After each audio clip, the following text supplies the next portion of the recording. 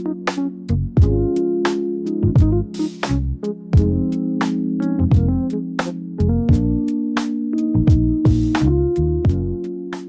so here we have our Peterson lunge, which is essentially just a lunge variation focusing on loading that back leg and specifically the quadricep complex and more specifically the rec fem muscle, which is a thin long muscle that travels from the attachment at the hip down to the knee. So it's a biarticular muscle, meaning it crosses two joints. All we're doing from here is a normal lunge, but make sure that that foot is wedged back behind you, and we're just going to maintain a vertical stack of our torso and a posterior pelvic tilt.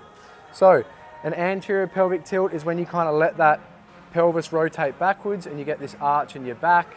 A posterior pelvic tilt is when we do the opposite, rotate it forward, and we've got this kind of stacked ribs on the pelvis. First thing you want to do is just make sure you got that posterior pelvic tilt here, and I like to do that by squeezing the working leg butt cheek. And then from here, all we're going to do is load that back leg with that vertical stacked body and then push up out of that back leg as well.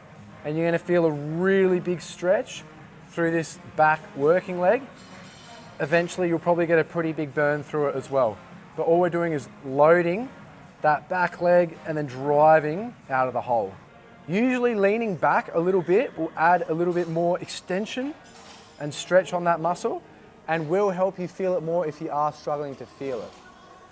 If you need, use something for a bit of external stability. It's not cheating. The desired outcome of this drill is just to try and place the body in a position where we're really getting a good stretch and working this back quadricep complex and rec fem under some decent load. This doesn't mean put no weight on the front leg.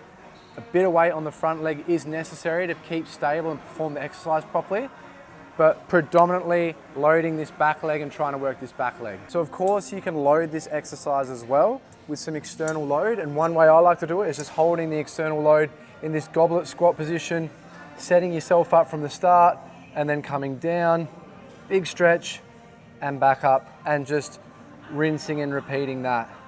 And if you can't actually get this full range of motion, so say this position, I would revert back to the split squat isometric and try to really get good at that. Or you don't actually have to go full range of motion, because this exercise over time is going to help you gain extra range of motion in this position simply just by loading this complex here. So if you can only get to this low, that's completely fine.